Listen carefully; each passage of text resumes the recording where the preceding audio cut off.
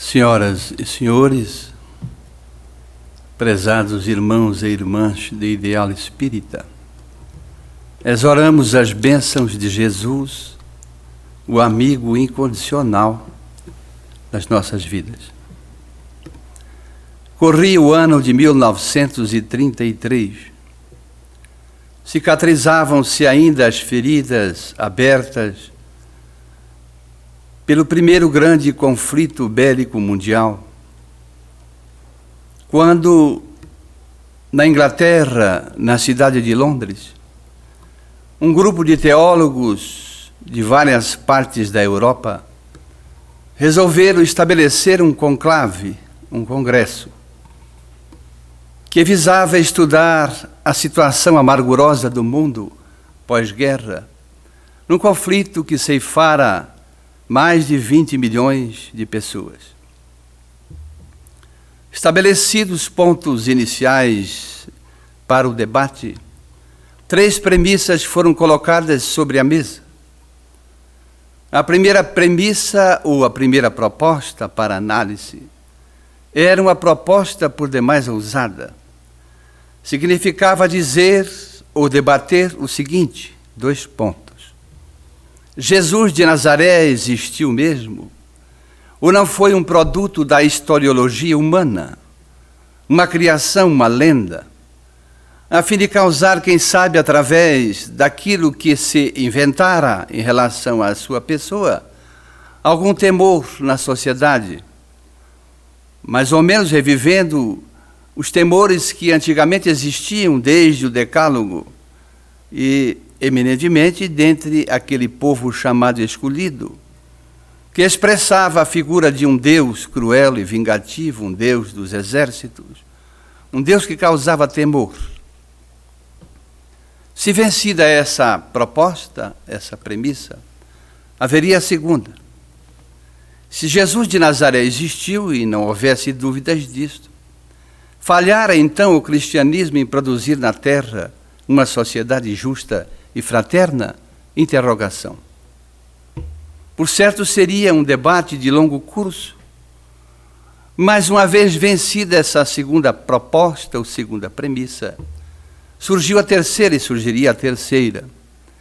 Se Jesus de Nazaré de fato existiu, se andou pela terra, se o cristianismo não falhou naquele papel de produzir uma sociedade justa, em razão do primeiro grande conflito mundial, haveria então uma dúvida, uma terceira proposta.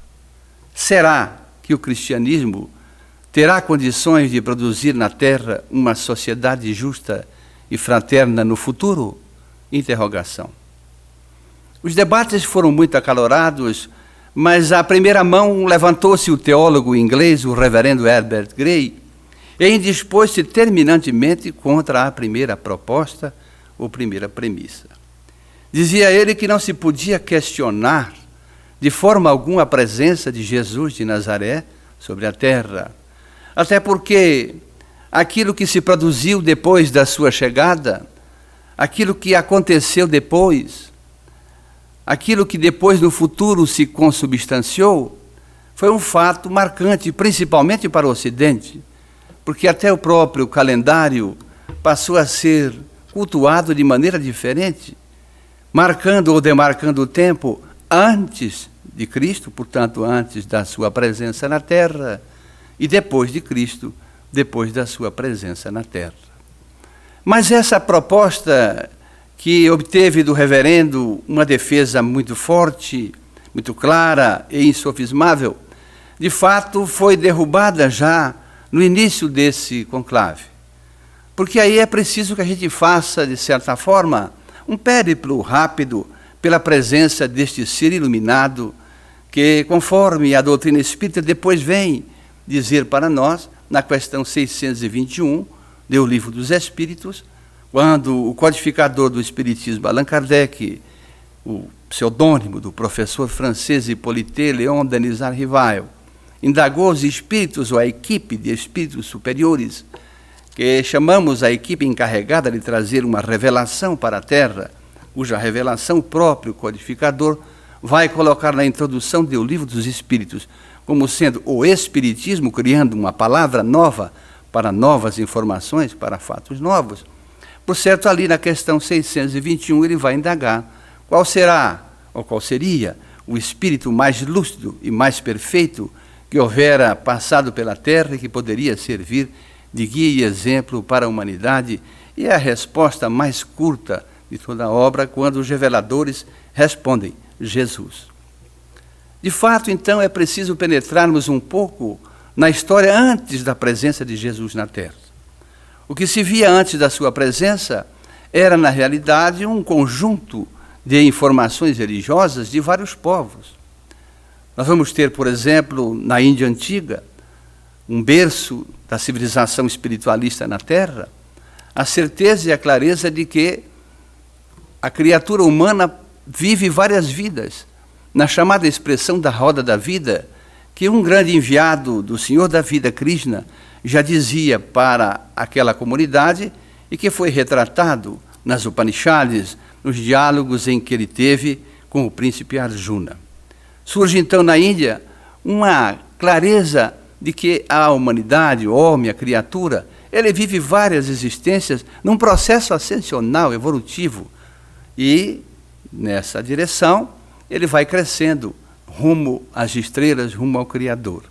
Mas temos no Egito, por exemplo, as manifestações primeiras da chamada imortalidade da alma, com avançadas concepções no campo da vida futura. É ali mesmo, nos corredores dos palácios dos faraós e no sacerdócio dos círculos iniciáticos, que essa verdade esplende para a Terra. Mas este conhecimento, tal qual como o conhecimento da Índia, e depois o conhecimento que vem na Pérsia, com Zoroastro, Zaratustra, relativamente ao dever inalienável que temos com o bem comum, como também o conhecimento que chega na antiga China milenária, que são, sem dúvida, orientações que vêm da parte da divindade, de que nós temos que ser solidários uns com os outros, acima de tudo, e temos que ser simples. São conhecimentos que vêm espalhando-se pelo mundo antigo, dentre outros que não citaremos aqui. Essas informações todas construíram a humanidade da antiguidade, conduziram o homem até a chegada deste ser que estamos, então, reverenciando, que é Jesus de Nazaré. Mas é dentre a nação dos hebreus, aquela que vai dar origem ao chamado povo judeu, porque são 12 tribos de Israel que acabam promovendo um conflito. 10 tribos ficaram para um lado e 2 tribos para o outro. Dentre essas 10 tribos existia já a tribo de Judá. Então, portanto, foi adaptado nesse sentido, formando-se essas 10 tribos, o reino de Judá, por isso, judeus, descendentes dos hebreus. E as 2 tribos que ficaram à margem, o reino da Samaria, os samaritanos, que seriam aquelas pessoas consideradas, então, por esse povo, como a ralé, aquele povo que não tinha muito valor. Foram separados dessas 12 tribos e compuseram essas 2 tribos. É dentre os hebreus que vai surgir na terra, claro, a manifestação ainda fechada para dentro, e quando há uma orientação, um conhecimento fechado para dentro, nós usamos o termo conhecimento esotérico. Esoterismo é uma coisa fechada, de conhecimento de poucas pessoas. É ali que, de maneira esotérica, nesse povo hebreu, já se cultuava, desde Abraão, o patriarca, a clareza de que havia um único só Senhor na terra, um único Deus, Criador de todas as coisas. É claro que mais na frente, esse conhecimento vai se tornar exteriorizado para fora, aí dizemos exotérico, através de um dos profetas que vão surgir desse povo e que conhecemos como Moisés. Mas nessa história toda, dessa nação, há toda uma tradição que não pode escapar aos nossos sentidos na proposta que estamos colocando para debate, então. Existe na tradição toda da nação dos hebreus e depois dos judeus um conjunto de orientações que nós poderemos denominar como livros, que atingiu a 73 livros, não é? Que ainda se cultua na nação de Israel. E se dá um nome a esses 73 livros, como uma definição para o conjunto daquelas informações. Pode se chamar de Taná, esse conjunto, ou Talmud, é o conjunto. Dentre esse conjunto de livros, há vários livros que retratam o povo hebreu e depois o povo judeu, desde a clareza da presença do patriarca Abraão na terra.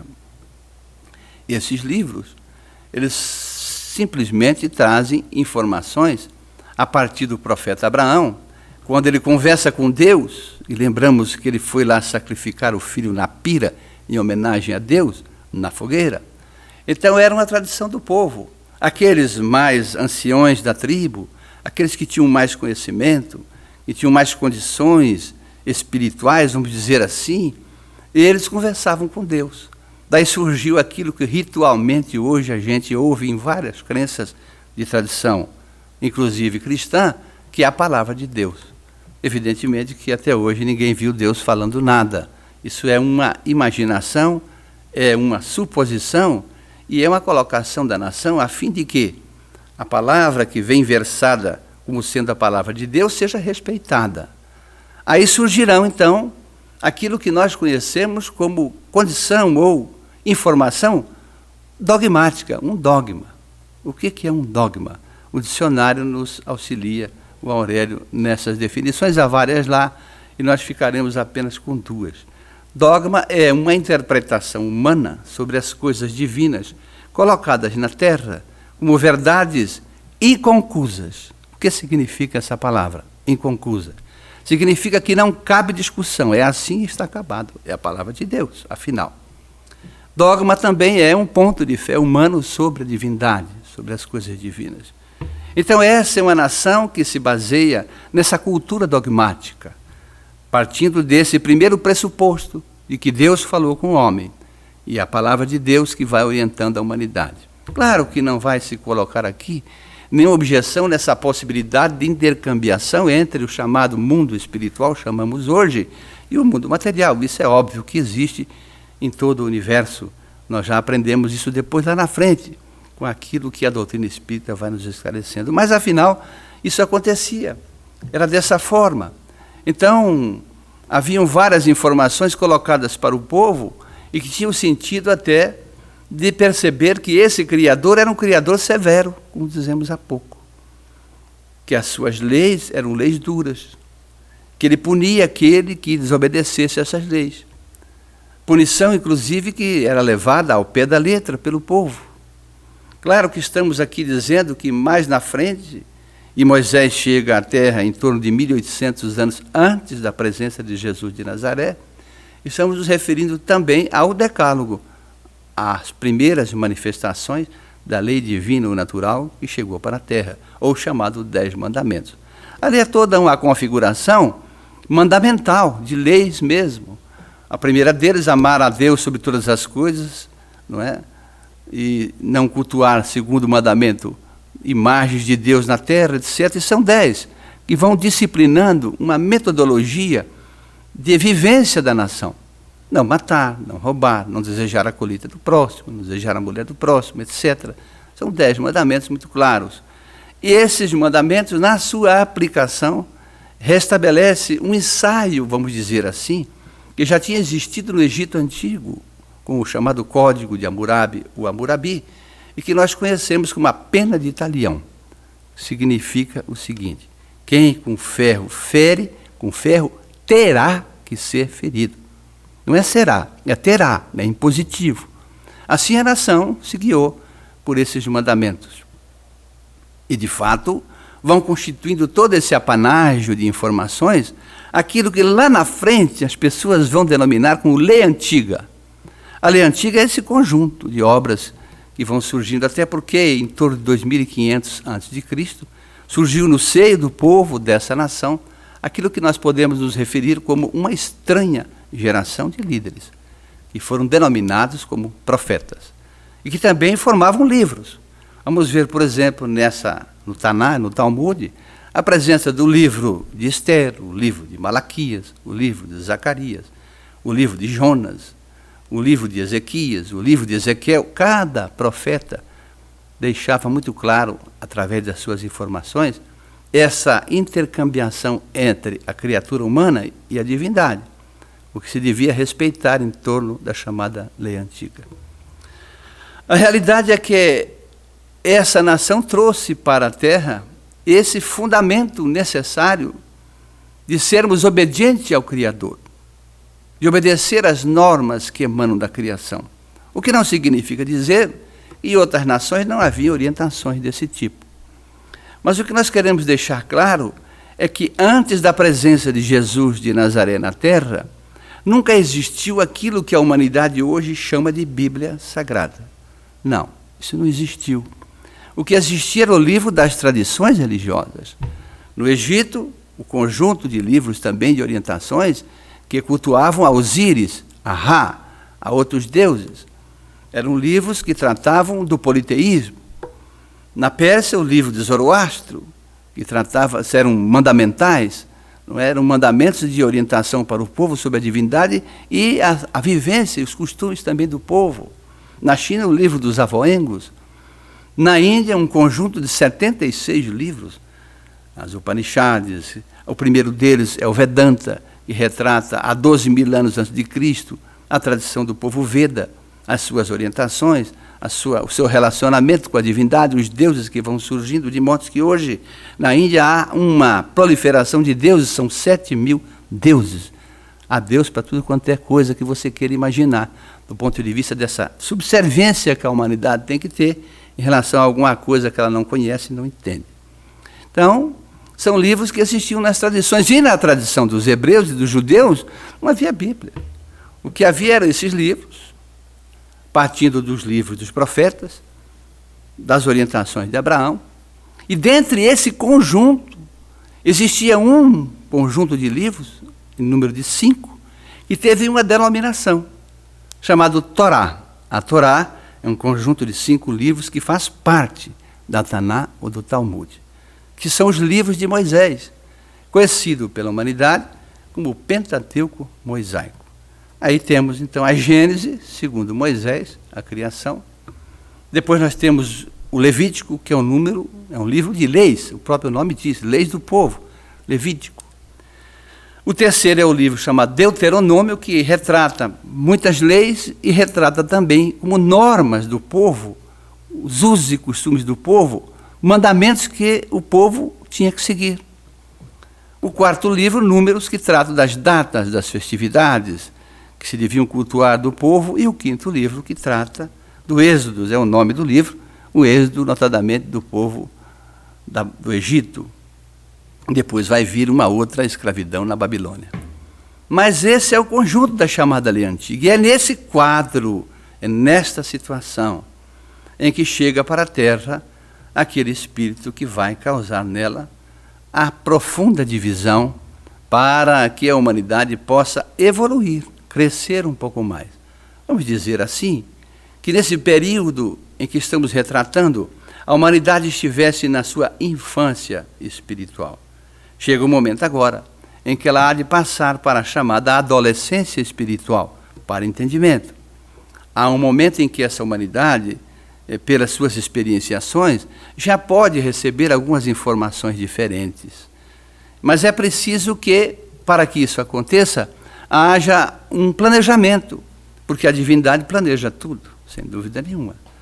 Então, para que houvesse essa mudança de era na Terra, saindo a Terra de um mundo primitivo para aquilo que o Espiritismo classifica como um mundo de expiação e provas, saindo da infância e passando para a adolescência, é preciso que haja um movimento, um planejamento a se permitir, então, algum evento grande, alguma situação nova que possa fazer essa mudança.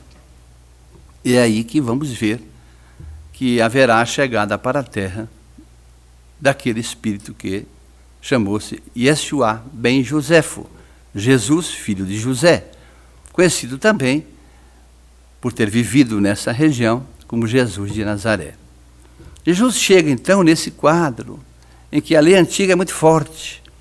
Ele era judeu, a sua tradição é da linhagem do rei Davi, está retratado naquilo que depois se chamará de Novo Testamento. Então ele chega sob esse apanágio de leis, E ele tem que se fazer entendido. O seu objetivo era mudar a paisagem da terra, mas, acima de tudo, mudar o coração dos homens, mudar o coração da humanidade, a mente dos homens daquele tempo. Porque era, evidentemente, uma era em que o mais forte sobrepujava o mais fraco. Não haviam leis de proteção de forma alguma a ninguém. O mais forte predomina. Então Jesus chega nesse estágio. E ele tem que ter, é claro, imaginamos nós, a preocupação de se fazer entendido, compreendido, lógico, um espírito iluminado que atingiu o estágio angelical, a perfeição relativa ao lado do Criador, enviado do Senhor, o Messias, o Libertador, que a sua gente esperava de maneira diferente. Que viesse um libertador numa carruagem de fogo, numa pompa, com seus exércitos, e haveria de promover a libertação da nação que estava subjugada a essa época ao Império Romano, aliás, um império que chegou a atingir na Terra 77 mil quilômetros quadrados, para termos uma ideia do poderio de Roma naquele tempo. Mas para permitir a sua chegada, claro, dissemos do planejamento, Roma haveria de ter, como era a dominadora do mundo, uma possibilidade de permitir que essa chegada não fosse tão convulsionada. E aí vamos à história e vamos ver que quando Jesus encarnou na Terra, essa informação está no livro A Caminho da Luz, psicografada por Francisco Cândido Xavier, hoje no mundo espiritual, e ditado pelo seu então mentor espiritual Emmanuel, que na introdução da obra, além de dizer que o Senhor da Vida convocou uma assembleia de espíritos angelicais para estabelecer nessa reunião os pródromos, o planejamento, a arquitetura da formação do planeta Terra. Essa foi a primeira reunião que está lá, retratada na introdução, cuja reunião, Jesus era membro e dirigiu a reunião, não é? Está na obra. Ele vai retratar uma segunda reunião dessa equipe de espíritos angelicais, que tinha o objetivo, tratar daquilo, claro, dos planejamentos que fossem necessários para a encarnação de Jesus no planeta. O governador planetário viria encarnar no planeta, para dar esse salto de qualidade que a Terra precisava, saindo do estágio do primitivismo. Portanto, nós estamos vendo que Jesus chega nessa condição. Era uma missão extremamente, podemos dizer, sem dúvida nenhuma, a maior missão que existiu na Terra até hoje. Mudar todo esse conceito de coisas, mudar a humanidade, fazer com que o belicismo, as decisões mais por instinto do homem, tivesse uma condição de receber informações novas, que ele pudesse pensar de maneira diferente. Então Roma recebe, a esse tempo, a presença do sobrinho neto de Júlio César, o primeiro conquistador, o grande conquistador, que é Caio Júlio César Otaviano. Caio Júlio César Otaviano é, até hoje, pela história, o imperador mais amado de Roma, do povo romano. Porque, é claro, ele também fez um movimento de conquistas. Mas o Espírito Emmanuel nos diz que Roma tinha um papel preponderante, está na obra citada. Roma tinha o papel de organizar as nações daquele tempo e dar a elas depois independência. É uma coisa muito curiosa. Então, é esse tempo de Otaviano em que ele consegue estabelecer em todas as fronteiras de Roma a paz. Roma não guerreou durante aquele tempo em que Jesus encarnou na Terra, conhecida pela história como a Pax Romana, a paz romana.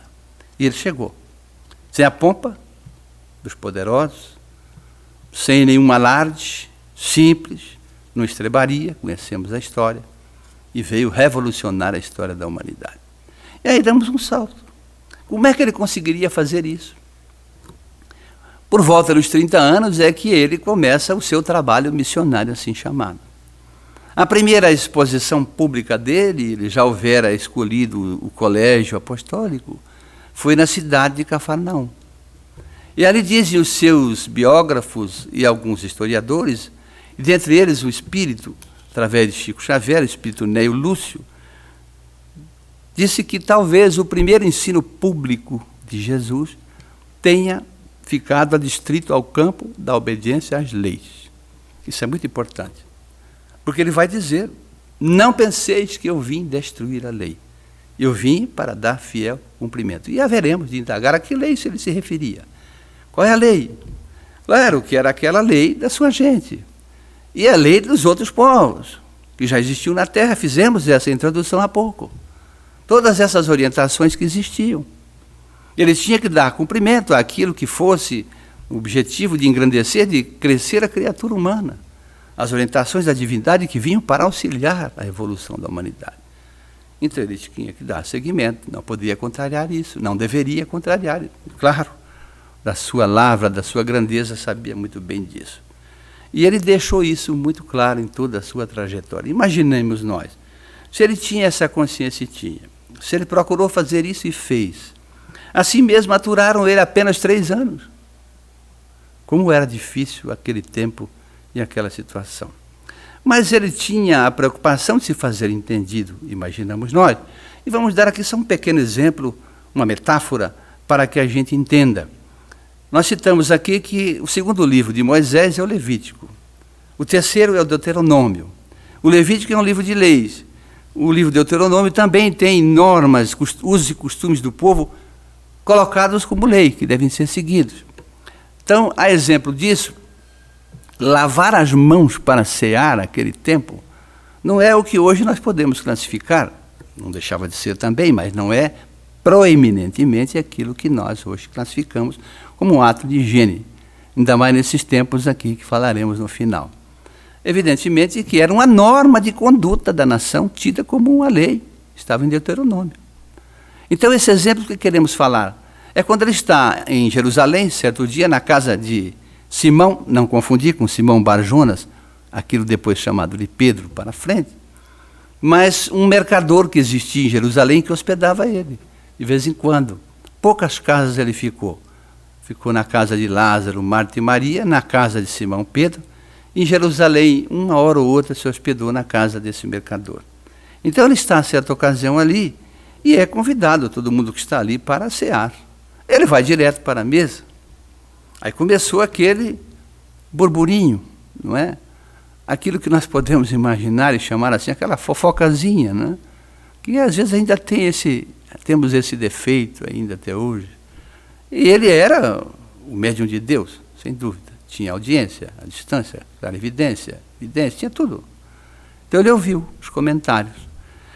Então ele toma de uma norma de conduta do povo, que tinha uma característica de lei, e dá uma outra informação, ou seja, a norma existe, tem que ser respeitada. Ok.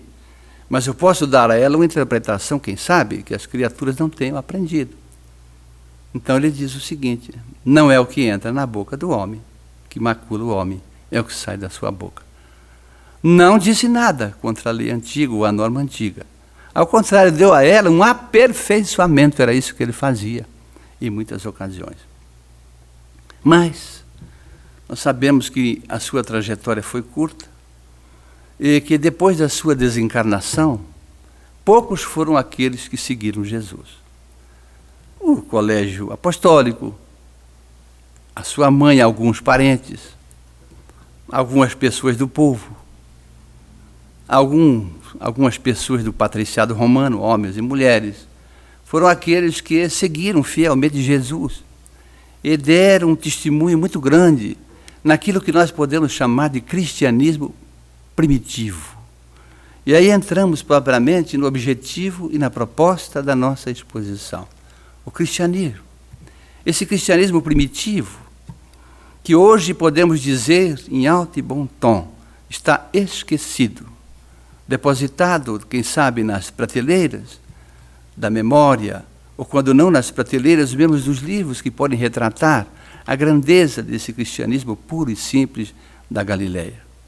É através desse cristianismo primitivo, por exemplo, que nós vamos fazer reverência àquilo que nós podemos classificar como talvez o maior, o melhor, o mais claro, o mais objetivo, o mais encantador ensinamento de Jesus, porque todos assim foram, que nós chamamos do Sermão das Bem-aventuranças.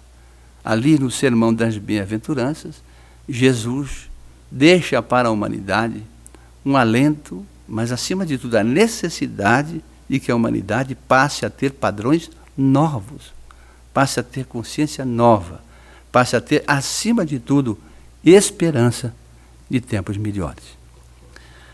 Essa trajetória do Cristo, o cristianismo primitivo, vai perdurar na Terra até o século III, IV depois de Cristo. Porque percebendo o que aconteceu com a sua mensagem, quando ele retorna à pátria espiritual, Jesus percebeu que esse cristianismo primitivo, já no nascedor, começava a receber um véu, aos poucos, de maneira muito imperceptível, se ia acobertando os valorosos ensinamentos de Jesus, retratado pelos evangelistas. Mateus Levi, que é o apóstolo Mateus, que escrevia toda a trajetória do Cristo, as suas falas, os milagres, o que ele fazia, o que ele dizia, e que dá origem, então, ao chamado hoje para nós, o Evangelho de Mateus, né, que foi o primeiro deles, que foi dado publicidade em Jerusalém. Então, logo, Jesus retorna à pátria espiritual. Depois, o segundo evangelista é João Marcos, é aquele jovem mesmo, que parte naquela viagem com Barnabé e Paulo de Tarso. Há uma ligeira altercação em relação ao jovem, muito jovem. Ele retorna a Jerusalém, mas não abandonou a causa. Ele se torna depois no evangelista Marcos, cujas anotações, o seu evangelho foi lançado em 65, não é? Portanto, no ano 65, Jesus havia desencarnado, no chamado ano 33, depois da sua presença. Depois o outro evangelho é escrito por um espírito, uma alma, que não conheceu Jesus em vida, mas ele veio a Jerusalém, fez várias entrevistas com Maria de Nazaré. Imaginemos entrevistar a mãe de Jesus sobre Jesus. Deve ser uma coisa maravilhosa, os diálogos, as conversações. Fez as suas entrevistas com Pedro, com Tiago, com os apóstolos, etc. Ele era médico de formação de origem grega. Estamos falando de Lucas.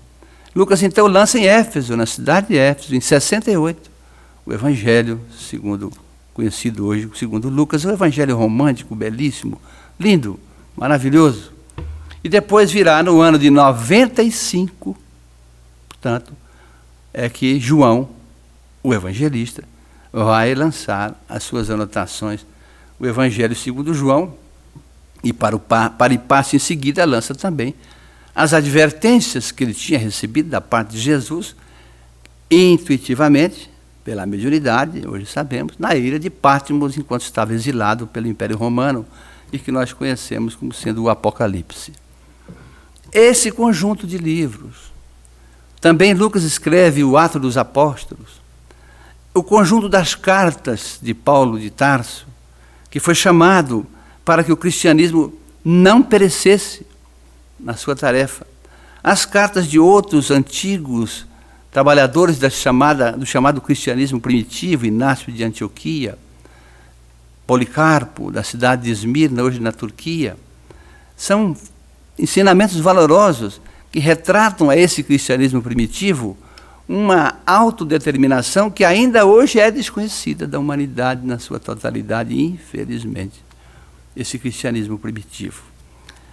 Justamente é nessa quadra, nessa situação, em que há as perseguições aos cristãos, jogados às feras, os circos romanos, trucidados nas fogueiras, até que Jesus, acompanhando tudo do mundo espiritual, expressão do Espírito Emmanuel, na obra citada, A Caminho da Luz, ele vai promover na Terra a necessidade de que a sua doutrina, vamos imaginar assim, entre aspas, não pereça. É preciso, então, que se dê proteção ao cristianismo. Já havia, então, diante de todo esse planejamento, imaginamos nós, o enfraquecimento de Roma. Quando o imperador Diocleciano, em 238 depois de Cristo, é o imperador, e que vai ser o imperador que foi o maior perseguidor dos cristãos, ele vai dividir Roma em 4 impérios, a chamada tetrarquia romana. Claro que isso enfraqueceu o império. Os povos invadidos nas suas fronteiras começaram a se rebelar e começou a existir uma séria problemática para Roma. Diocleciano ficou doente, retirou-se, né, para a ilha de Capri.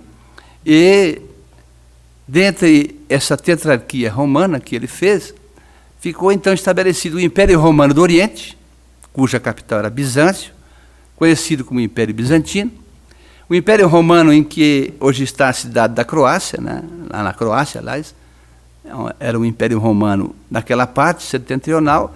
O Império Romano que ficava em Avignon, na França, hoje é território da França, e o Império na Península Itálica, né, o Império Romano do Ocidente. Eram 4 imperadores.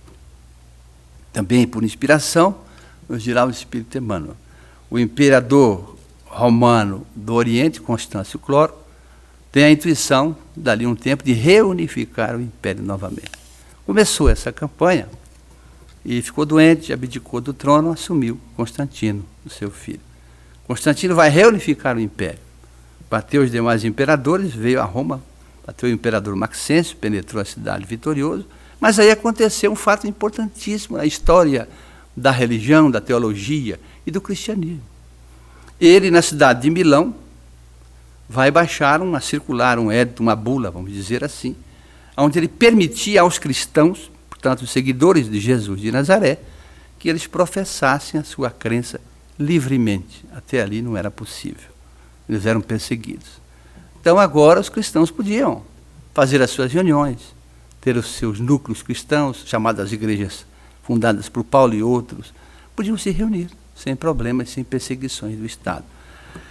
Isso trouxe, nos dirá o Espírito Emmanuel, uma série de problemas para o Império, que naquele tempo tinha várias religiões submetidas, várias teologias, vamos dizer assim, os politeístas romanos, os politeístas de outras áreas invadidas, não é? Havia uma problemática séria. Então o Espírito Emmanuel nos socorre de novo e diz na obra que Constantino convocou uma reunião, e a denominação é de Emmanuel, de 300 bispos, que na tradição e na linguagem grega chama-se episcopo, bispo.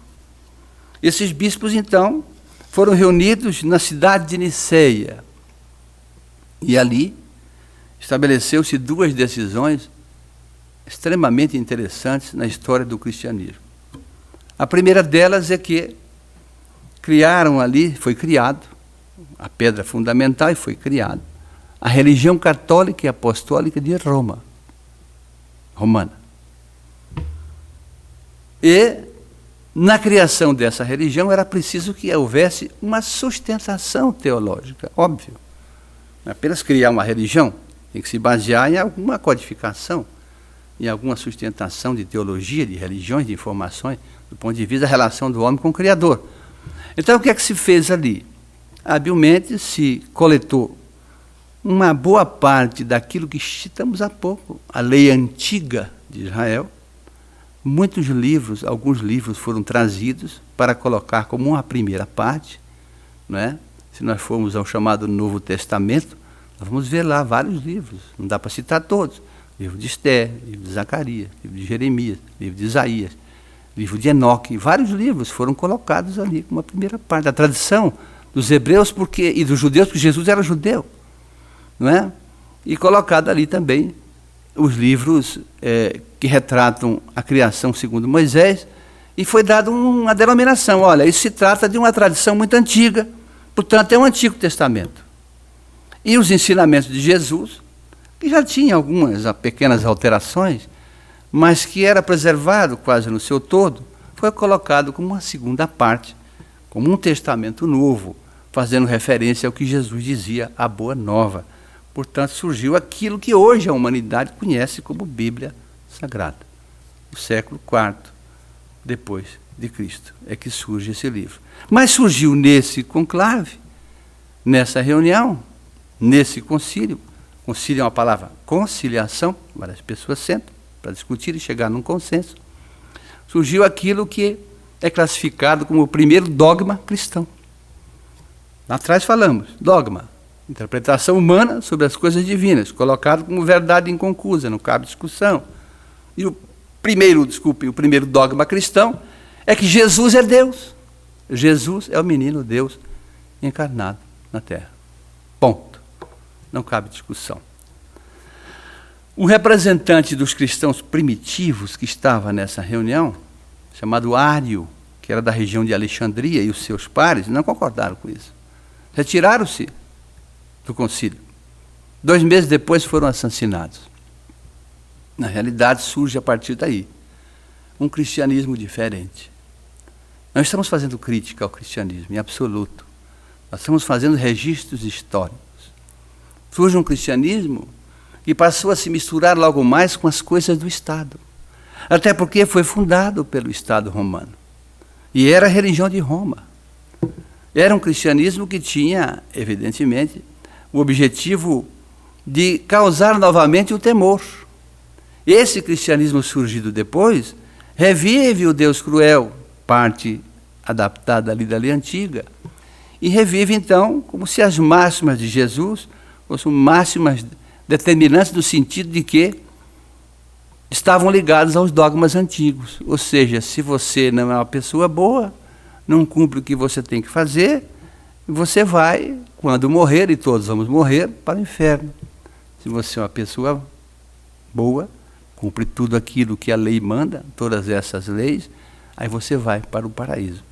Mas era mesmo naquele tempo uma série de paradoxos que surgiam. Por exemplo, ora, desde Abraão, passando por Moisés, e depois com essa religião fundada, com todo respeito, porque o Espiritismo não critica religiões, nem faz apologia da sua crença, é apenas apontamentos históricos necessários, a compreensão do progresso religioso na Terra e do próprio cristianismo. Então, desde aquele tempo, desde Abraão, passando por Jesus depois, porque muitas coisas ele não pôde dizer claramente, já vamos chegar lá, e chegando a essa religião nascente, se os bons, quando morriam, iam para o paraíso, e os maus para o inferno, não se sabia onde colocar os mais ou menos, que morriam. E eu costumo dizer, com todo respeito, às senhoras e senhores, que nós somos ainda mais ou menos, né? Nós temos ainda muitas dificuldades de ordem pessoal, espiritual. Ainda às vezes temos um pouco de egoísmo, de orgulho, de inveja, de vaidade. Essas coisas todas que atrapalham a nossa evolução. Não estou criticando, me coloco nesse meio. Então nós somos mais ou menos. A história do cristianismo é rica desses fatos desencontrados também. Essa mensagem primitiva começou a ser, de fato, esquecida com o tempo. Porque é lá em 573, alguns historiadores colocam como 553, depois de Cristo, que num concílio agora convocado pela Igreja Romana de Constantinopla, é que se arrumou um lugar para colocar os mais ou menos. E deram a esse lugar um nome que constituiu-se num dos dogmas da Igreja Romana, o purgatório. Os mais ou menos agora vão para o purgatório. Mas e as crianças pequenas, que nascem e morrem com 1 ano, 2 anos, 3 anos, 8 anos, 10 anos? Continua existindo isso. Não tiveram tempo nem de fazer nem o bem nem o mal, nem são mais ou menos, vão para onde? Então, no mesmo concílio, se criou um local chamado limbo. Então, elas vão para o limbo e ficam lá, dormindo, aguardando o dia do juízo final. O juízo final propriamente um dogma, né? É um dogma da chamada Igreja Romana, com todo respeito. Significa o quê? Que as pessoas ficam, quando morrem, dormindo. Um dia, o Senhor da vida vai descer dos céus, vai fazer a separação dos bons e dos maus. Os bons à direita, os maus à esquerda. Não é? Assim está no dogma. Portanto, há muitas situações da chamada mesma Bíblia Sagrada que nós precisamos entender e até procurar compreender melhor, porque tudo é escrito num contexto do tempo, dos tempos vividos, né? Esse é o cristianismo que veio tomando forma depois de tudo isso, esses acontecimentos. Claro que a Igreja Católica Romana, ao longo da sua história, fez coisas muito boas, não se há como negar isso. Claro que constituiu um trabalho social muito grande. Claro que foi importante para a evolução do conhecimento, sem dúvida nenhuma. Mas também escreveu páginas negras, como a Inquisição, a partir de 1231, com o Papa Gregório IX. E chegamos a esse momento em que o cristianismo que chegou até nós é um cristianismo um pouco, talvez, alterado na sua essência. E começaram a surgir muitas derivações cristãs, fruto do conflito que existia entre os próprios adeptos. Eu me lembro que em 1991, a revista Isto É, que ainda tem até hoje, fez uma pesquisa estatística no CGC, Cadastro Geral de Contribuintes, hoje chamado CNPJ, Cadastro Nacional de Pessoas Jurídicas. E ali já existiam, em 91, no Brasil, registradas 56 mil derivações, pessoas jurídicas, com denominações cristãs diferentes.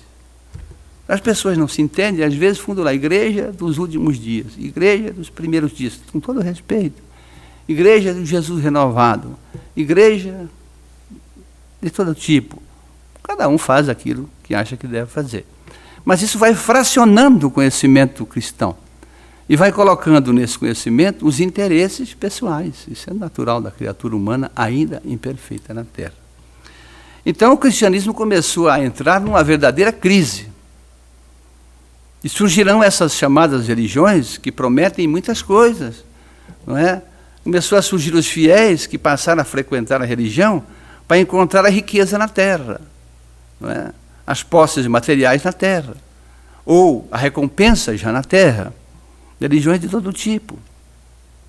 E lembramos de que um dos grandes teólogos americanos ainda está encarnado, chamado Thomas Horton.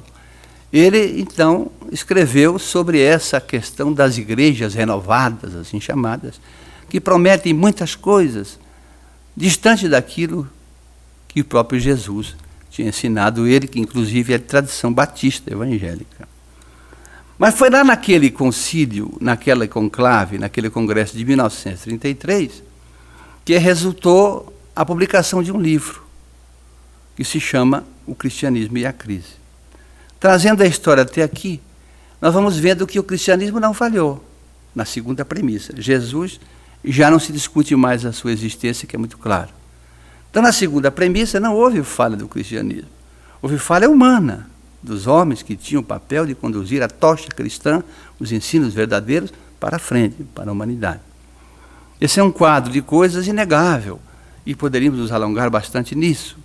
Mas o objetivo nosso é chegarmos a um ponto, a um porto.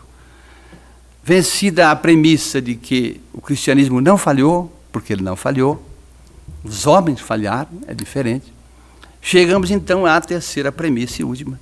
Se o cristianismo terá, nesses dias de hoje, portanto a partir daquele congresso de 1933, teria condições de produzir na Terra uma sociedade justa e fraterna. Nos parece que logo no início, aqueles que acreditavam que poderia tiveram um susto muito grande, porque 6 anos depois, de 1939, eclodiu a Segunda Guerra Mundial, que ceifou aí muito mais de 45 milhões de almas humanas, demonstrando que o homem trazia com ele ainda muita belicosidade no coração. Ainda os interesses mesquinhos são aqueles que predominam. E agora? Terá esse cristianismo condições de produzir essa sociedade? O que estamos vivendo nos dias de hoje? Estamos aí enclausurados diante desse vírus voraz que a humanidade recebeu, o Covid-19 ou o coronavírus. É um momento decisivo e de muita reflexão. Esse cristianismo puro e simples teve algum alento? Alguém disse, falou sobre ele? Ora, com todo respeito às religiões dominantes da Terra, nós temos a ousadia de dizer que o cristianismo primitivo foi revivido, foi restabelecido, foi colocado de novo à disposição da humanidade. Se em 1933 discutiram no Congresso essas premissas, com certeza, quem sabe eles desconheciam que a 18 de abril de 1857, em Paris, tinha chegado para a Terra uma revelação nova, o chamado Livro dos Espíritos, codificado pelo professor francês Hippolyte Léon Denisard Rivail, denominou-se com o pseudônimo de Allan Kardec.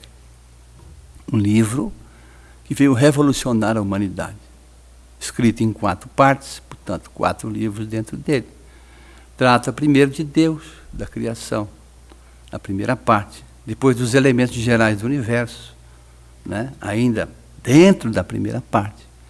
E na segunda parte, na questão 76 à questão 614, portanto 538 perguntas e respostas, mais de 50% da obra, que tem 1019, é a revelação espírita propriamente.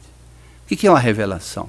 É descobrir o que está oculto, arredar o véu daquilo que está encoberto, arredar a cortina, uma palavra que vem do latim, revelare, com essa definição. Então, a revelação espírita traz informações nessas questões numeradas, 538, situações que não existiam na Terra, as pessoas desconheciam. Não eram coisas conhecidas. Na primeira parte, sim, Deus, as humanidades, as civilizações acreditavam em Deus, segundo os seus conceitos, definindo quem. A pergunta já é revolucionária, diz que é Deus, inteligência primeira, criadora de todas as coisas. A partir disso, vai falar dos atributos da divindade, do infinito, não é? Desses elementos gerais do universo, do espírito ainda como princípio espiritual, depois do espírito como um ser, na questão 76. Enfim, é um colorário de revelações que tem esse objetivo. Na terceira parte, as leis morais da vida, uma proposição do codificador, aceita pelos espíritos reveladores, que disseram que não estão nisso todas as leis, a cada etapa vamos evoluindo, vamos descobrindo leis novas, não é? Mas as principais estão ali. E a parte final das esperanças e consolações terrestres e futuras desta obra, para verificarmos se o cristianismo tem mesmo condições de produzir na Terra essa sociedade tão sonhada e que nós podemos classificar hoje como o mundo da regeneração. Está aí batendo as portas. As religiões têm um papel, sempre tiveram. Produzir na Terra as possibilidades de que o homem evolua no sentido de um crescimento espiritual. Muitas, com todo respeito, podem ter falhado. Aliás, Allan Kardec, para irmos para o final, deixou isso claro, quando ele vai perguntar na questão 145 do Livro dos Espíritos, no começo da segunda parte, que é uma questão que eu reputo como a mais importante da obra, no meu modo de ver. Na questão 145, ele vai indagar aos chamados reveladores espirituais, né, o que é dizer dos filósofos antigos e modernos. Falharam eles no papel de trazer a ciência psicológica aos homens? Interrogação. Significa que é uma pergunta vital sobre toda essa história, essa trajetória que falamos e muito mais. Os homens falharam em trazer a ciência psicológica, ou poderíamos dizer o cristianismo verdadeiro, até os dias de hoje? E os reveladores vão responder. E aí, às vezes, a gente estuda a obra e passa despercebido. A gente vai aprendendo e vai passando isso para frente. Eu aprendi que a gente tem que estudar as perguntas também, não é só as respostas da obra. Mas no começo dessa resposta tem uma revelação impressionante, por isso que eu acho que é a mais importante, do meu modo de ver. Dizia assim, eles, os precursores, foram os precursores, aqui é que está a chave, da eterna doutrina espírita. O que é eterno? É só Deus. Nós tivemos um começo, somos imortais. Eterno é só Deus. E se a doutrina espírita é eterna, ela vem de Deus. Como Jesus dizia sobre o cristianismo, o que eu faço, faço a pedido do meu Pai. O que eu falo não é meu Pai que me enviou para falar. Então o cristianismo, ele tem uma configuração cosmática, ele vige no universo, para todos os cristos, se quisermos dizer assim, para todas as comunidades planetárias. Assim, o Espiritismo, nessa configuração dos reveladores, é eterno. Por isso ele vai reviver o cristianismo primitivo. E vai além, restabelecendo o cristianismo primitivo, vai revelando para nós um mundo diferente, um mundo novo, um mundo melhor. Jesus disse isso lá atrás, citamos no começo, quando percebendo o seu sacrifício, ele chamou os seus apóstolos, né? Dizem alguns historiadores que foi em Betânia, outros que foi em Jerusalém, na chamada ceia noturna. Né? Daí o Lúcio diz que, no entendimento dele, foi em Betânia, à beira de um fogo crepitante, quando ele disse aos seus apóstolos, tudo há de se consumar. O quê? A tradição antiga, a lei antiga. O mais pródigo profeta que falou sobre a vinda do Cordeiro Divino, sobre Jesus, foi Isaías. Isaías profetizava a imolação do Cordeiro, inclusive, profetizava. Então, todas as coisas vão de se consumar. Eu vou para o meu Pai e vosso Pai, mas não vos deixarei sós. E pedirei a Ele, olha aqui a afirmação extraordinária, a bondade, a misericórdia de Jesus. Pedirei a Ele, e Ele vos enviará um outro Consolador, que vos fará lembrar de tudo o que eu tenho dito, e vos revelará outras coisas que vós ainda não poderíeis compreender. Então, no cristianismo, meus irmãos e minhas irmãs, verdadeiro, simples, que hoje é revivido pela doutrina espírita com todo respeito às demais religiões, está a chave para a felicidade humana. Nesses dias de tanto tumulto, é preciso que a gente reencontre o endereço de Deus, mas o endereço de Jesus de Nazaré, porque ele deixou claro que jamais nos abandonaria. E tanto não nos abandonou, que pediu ao Pai que nos enviasse o consolo, e o consolo chegou. Mas é um consolo que nos impõe obrigações, não só direitos. A humanidade ainda tem esses vícios de imaginar que a divindade só concede direitos. Não. Nos concede obrigações. Para evoluir, temos que fazer esforços. Então, que aproveitemos esse momento difícil que a humanidade passa para reflexões. Dentro do lar, dentro do nosso círculo de amizades, dentro dos objetivos que nós estabelecemos para a nossa existência, para saber, acima de tudo, que não estamos sozinhos, mas que haverá de surgir na Terra, e está surgindo com certeza, aquela virtude que, na mitologia grega, ficou no fundo da caixa, que é da caixa de Pandora, que é a esperança. A esperança em dias melhores, mas que passa pela nossa auto-redenção, a nossa renovação pessoal e íntima.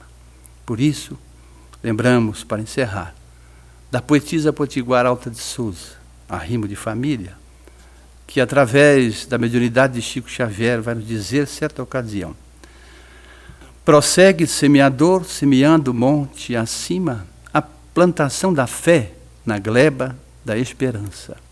Ara, semeia, aduba e intimorato avança, consagrado a servir no solo em que te arrimas. Não aguardes lauréis de transitória estima, e quando a nuvem de lágrimas e de angústia te alcança, detens-te na própria fé, refúgio e segurança, no grande espinheiral do amor que te sublima. Vara, vento, granizo, injúria, calúnia, lama e prova, espalhas aqui e além a paz que renova, no tempo a recordar solo vivo e fecundo. Amas, serves e constrói, onde lidas e esperas, pois trazes contigo a luz dos gênios de outras eras, que hão de promover com o Cristo a redenção do mundo. Muita paz. Muito obrigado.